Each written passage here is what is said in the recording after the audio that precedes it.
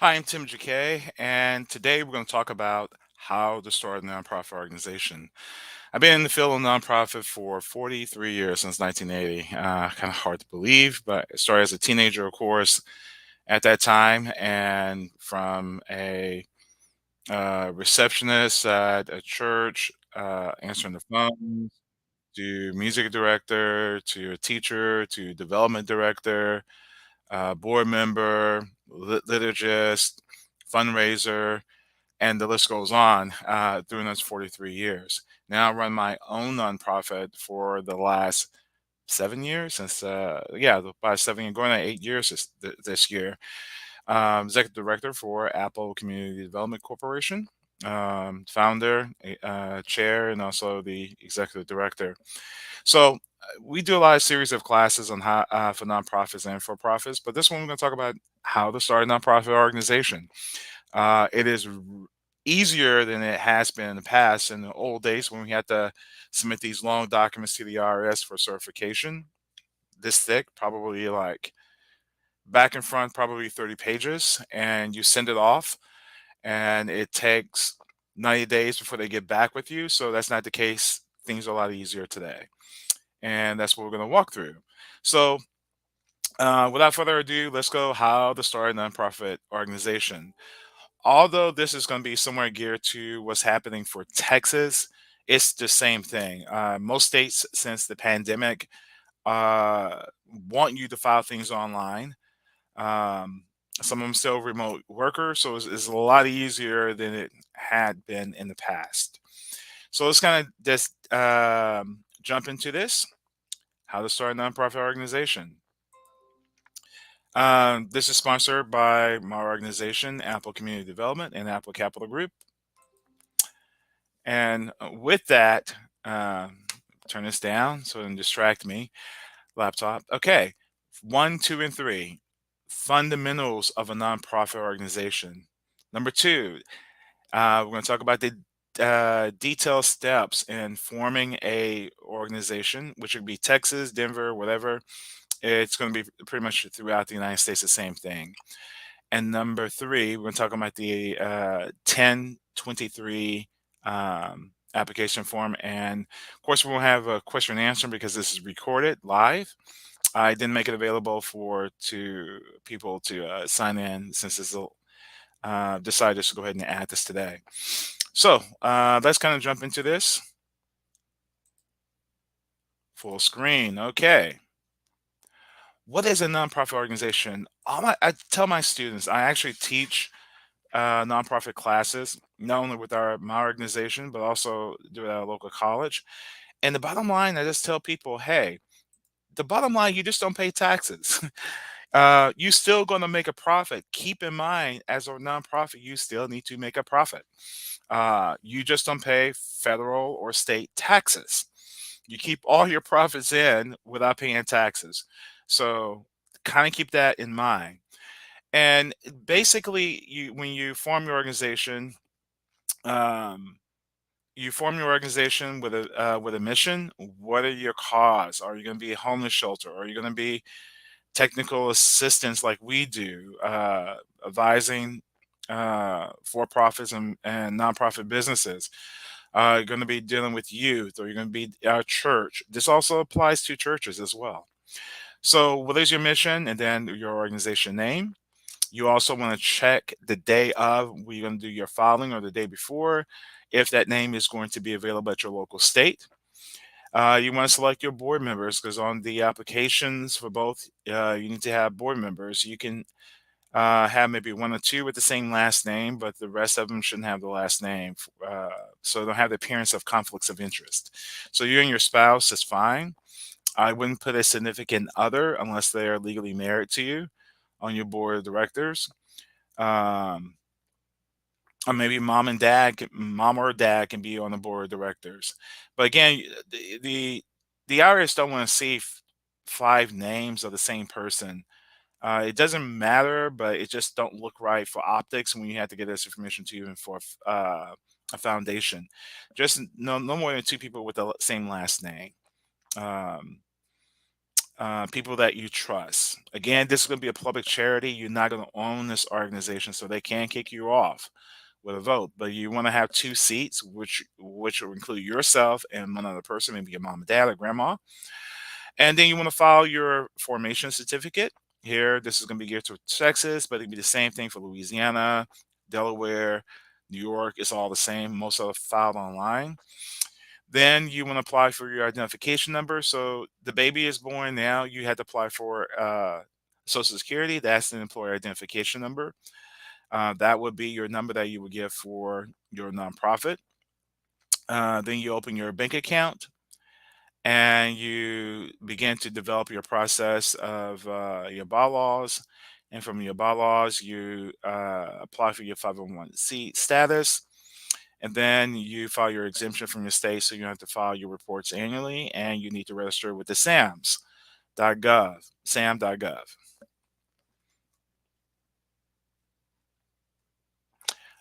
Filing with the state of Texas, nonprofits sometimes are really cheap, meaning that for a franchise, I mean, for an organization in Texas, it's $25, and it could be around the same for each state. Sometimes it's 50, sometimes it's 10. I've seen it. So kind of keep that in mind that you need to actually file that as well.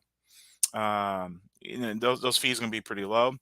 You only want to open a nonprofit account with a maybe a credit union or people that isn't going to charge you for bank fees because they do add up. You should ask for a nonprofit account. If they don't have one, go to another bank. Credit unions usually do not charge you for an account since they are, in a sense, a nonprofit organization. Hey, good morning, Donna. Anytime anybody was going to join us, but anyway, thank you. Also, there's no cost for an employer identification number. Those are free from the federal government, and you can get them in 5 minutes or less.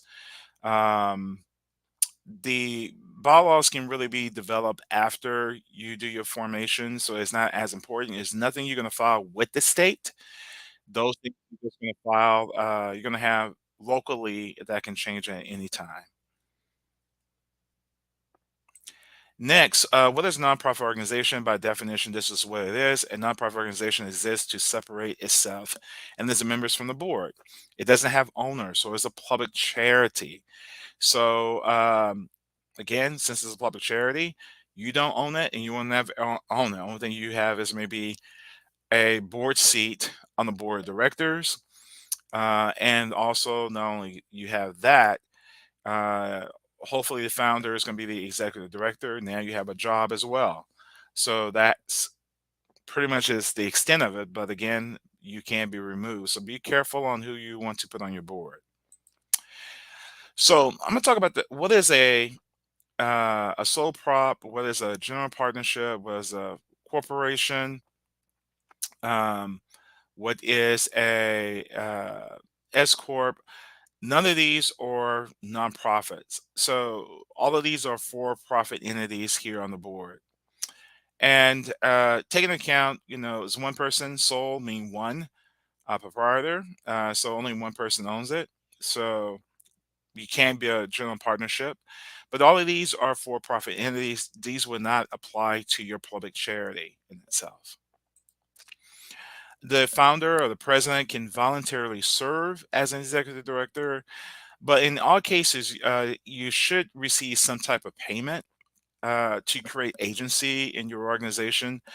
And funders like to see that as well. Funders, meaning your foundations, they want to make sure that someone is going to give them the information. Same thing with the IRS, that someone is going to give them the information when it's due. Then the volunteer, you're volunteering. So I would say if you're going to be the founder, yes, you want to be the president and the executive director. Technically, on federal contracts, because this is a charter, a corporation, some of them going to ask you to sign as a president, especially for governmental documents, because you legally that's what you are. You're a legal entity to itself. And executive directors usually in the nonprofit space, but they the same as one, or CEO is same as one. But again, when you file for federal funds and sign agreements, This information will ask you to sign as president because that's the legal name for the organization. Board members can be related, but I'll just keep no more than two. Um, they say three, just keep it two. You know, there's a couple, just keep it two. Again, we're talking about a legal spouse, not a um, partner in a sense. Um, because it's additional protections for you as a couple than versus there's no protection, no rights that the other person will have as a partner in a sense. If not, get your mom or dad or grandma or grandpa on the board as your second person, and put in your bylaws that you want to have these two seats available for life as a founder. Board members also primarily is fiscal responsibility administrators of the organization. You approve the budget, even though it's created by the executive director or the president. But also you make sure that monies are accounted for. You don't do the day-to-day operation. You just oversee the organization, but not to a day-to-day basis. Bylaws can specifically say a number. It can, I would say, no more than five, no more than 15, because it gets kind of sticky when you go with trying to get 15 people to trying to get consensus of a two-third majority. It is an election process, but most of the very beginning, you're going to be appointed, meaning that you as a board is going to appoint. Now, when you come together the first time, which is the organization phase, organizations, they're not really elected. You just appoint yourselves to the board. And then as you can have a temporary board that comes in for formation and they can step out on the first meeting.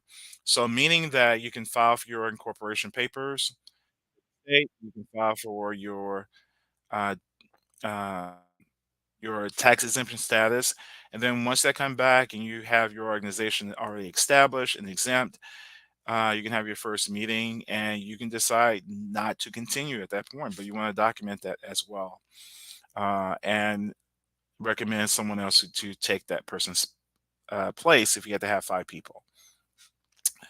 Their board source is available for you to get additional information if you need it that support nonprofit organizations. Also, the legal networks, their legal aid will also help nonprofits.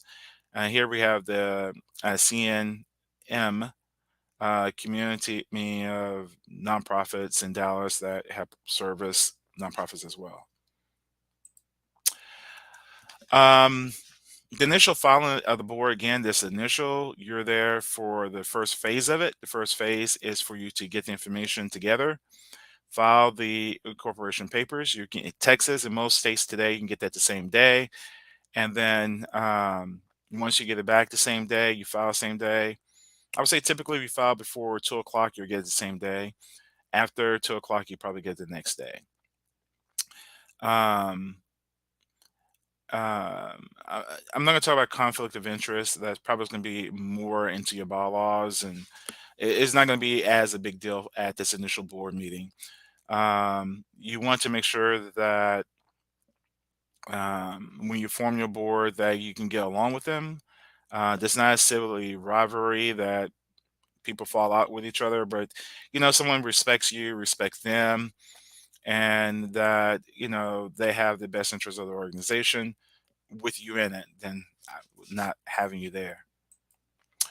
Continued steps is once you form, then we have your first, you get your certificate back from the state, say you're legally formed, you apply for your identification number, and your RS identification number, you have to put your personal information in on that site to verify your identity, who you are. So that's kind of alarming, but this has been happening. Pretty much it was part of the Patriot Act, but it's more in place in the last 5 or 10 years that they want that information now. Um, so you have this information on your first board meeting. You have your certificate back. You have your identification number. Now you apply for your exemption status. That will allow people to donate to your organization and get a tax exempt certificate. So 501c3 specifically gives you that. A church can also is a 501c3. So there is probably like 20 something designations of tax exemption, but that doesn't mean the person can take off their taxes. This one specifically, you can. So you have your name, you have your first board meeting, and you elect your officers officially, and you put that in your minutes for your first meeting. You adapt your bylaws. Those things are generic now. Nonprofit, type in Google nonprofit bylaws.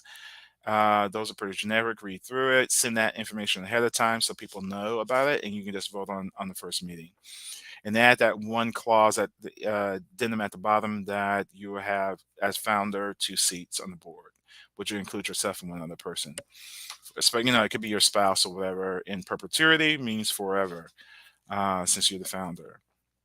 Uh, then at your first meeting, you want to kind of define what your vision and goals are, really your mission and vision of the organization.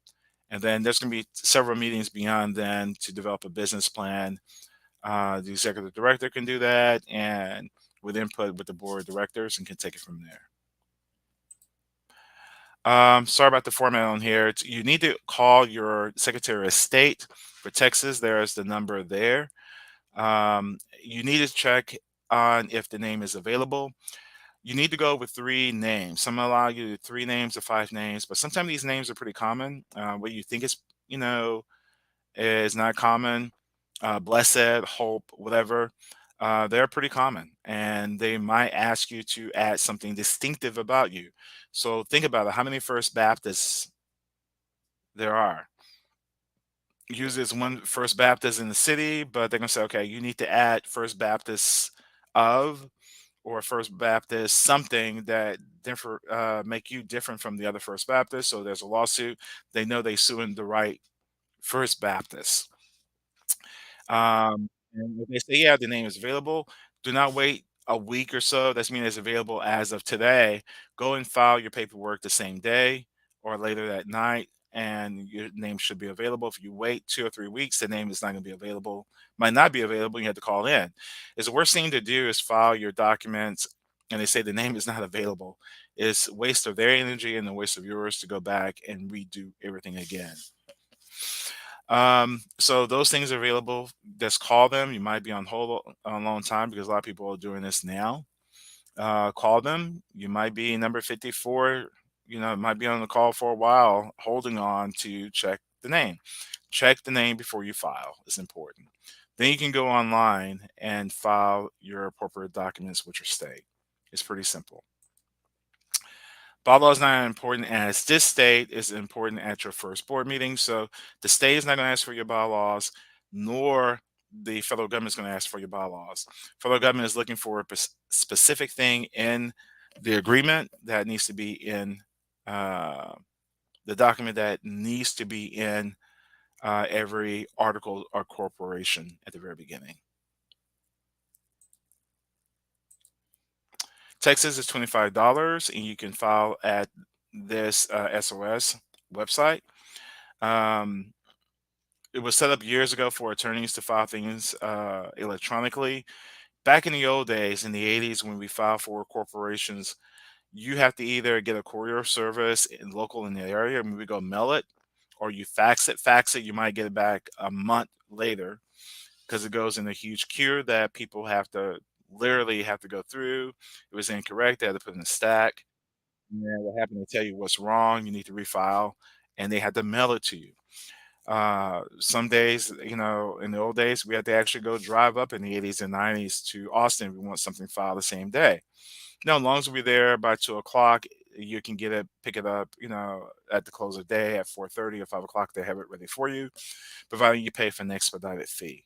So filing online is now expedited. So since everything is filled out for you, you just have to put certain things in like names, addresses, organization name, and specifics that the IRS need for your status.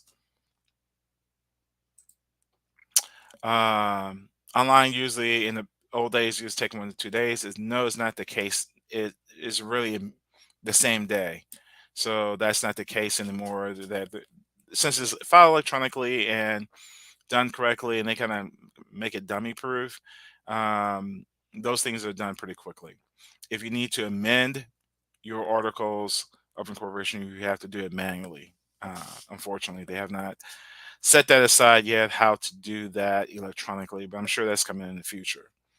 But if you fax it in, they'll get to it and take it from there.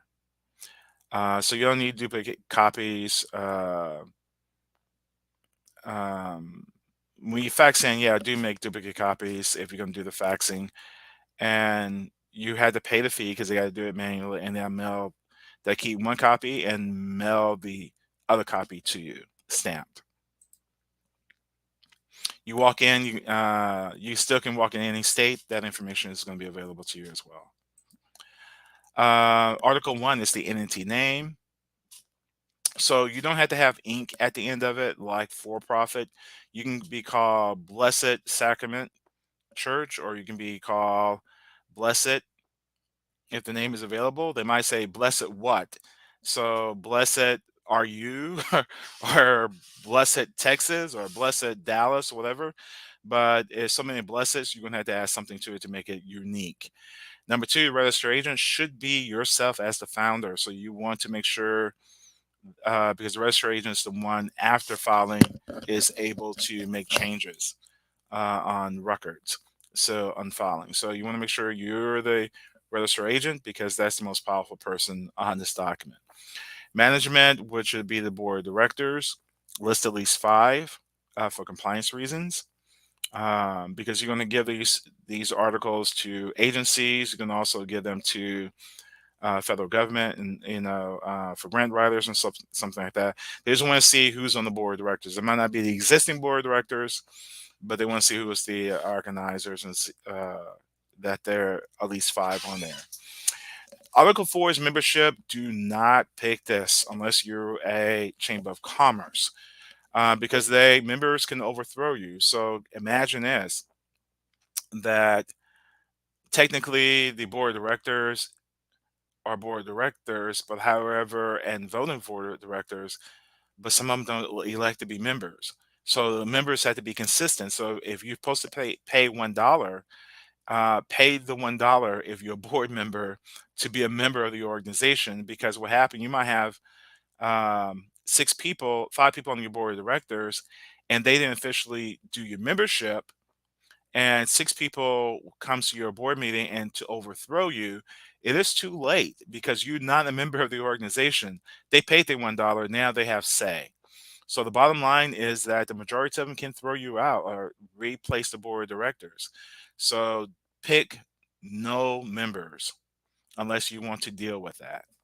Churches, some cases have to mean will be members, but the members, if they select it, then the members can vote. And if they don't select it, the members can't vote. The purpose of the organization, which I will include in this video later, I actually will put in the link on YouTube so you can see what the language that needs to be attached. That language needs to be attached somewhere in your document, in your purpose, clip and paste, and that language has to be there for you to get approved for 501c3. So make sure some of it has special provisions. It just doesn't really matter. You can put that in your purpose um, of your organization, and that's what the IRS is going to look for compliance reasons. Make sure your effective date is as effective at the date of filing or the next day. Do not pick an option as 90 days out or someday in the future because it won't be legal until that particular date effective. Once you filed and receive your birth certificate, which is your articles of incorporation that's stamped from the state, then you file for your tax ID number. File after that because you can be held liable because you're not an entity yet if you file for that number first. If that makes sense, you got to have the baby to be born to get a social security number. You cannot apply for a a social security number for an organization that doesn't exist. So it doesn't exist. So that means it's you. You are the organization. So file after you got approval of the organization existence. They'll allow you to file for it. Understand you're gonna be liable for it. Okay. Um, the easy form, I will include the easy form for you in the slides as well, but I didn't put it in the slide here. But I will include it on the YouTube channel as well. So the 1023, I will give you an exact example how to fill that out and what's there.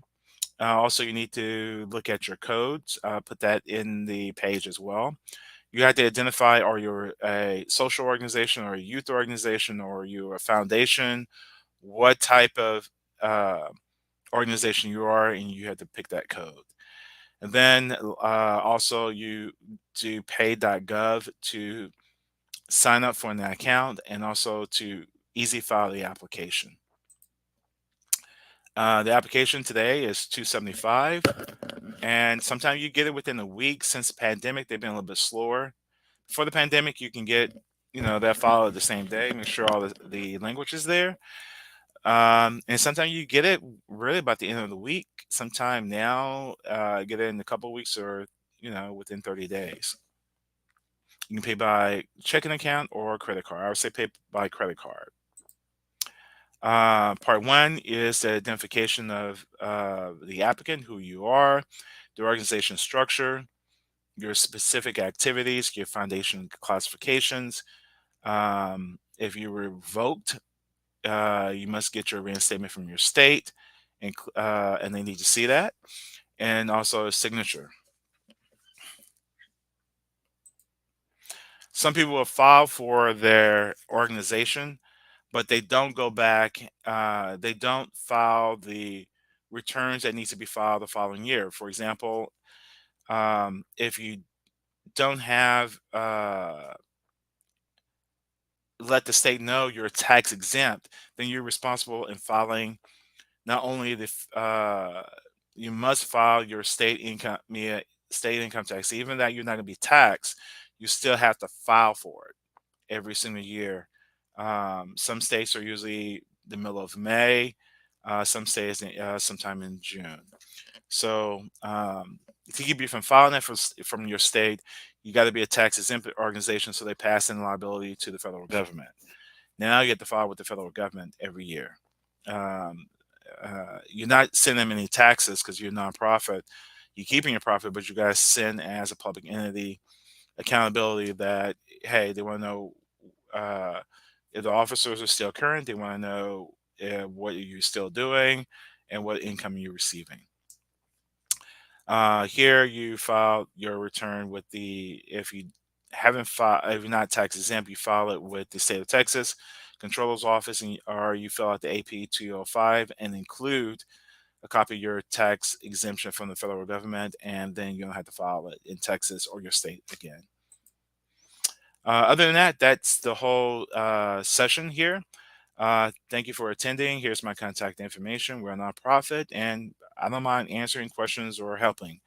So my name is Tim Jacquet. That's my email. That is my telephone number, my extension here at Apple Community Development Corporation, and we're here to help you.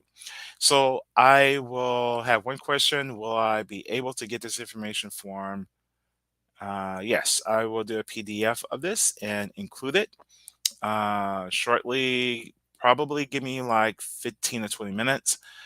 Let me include these forms that you need for the IRS and also what you would need for um, the state as well.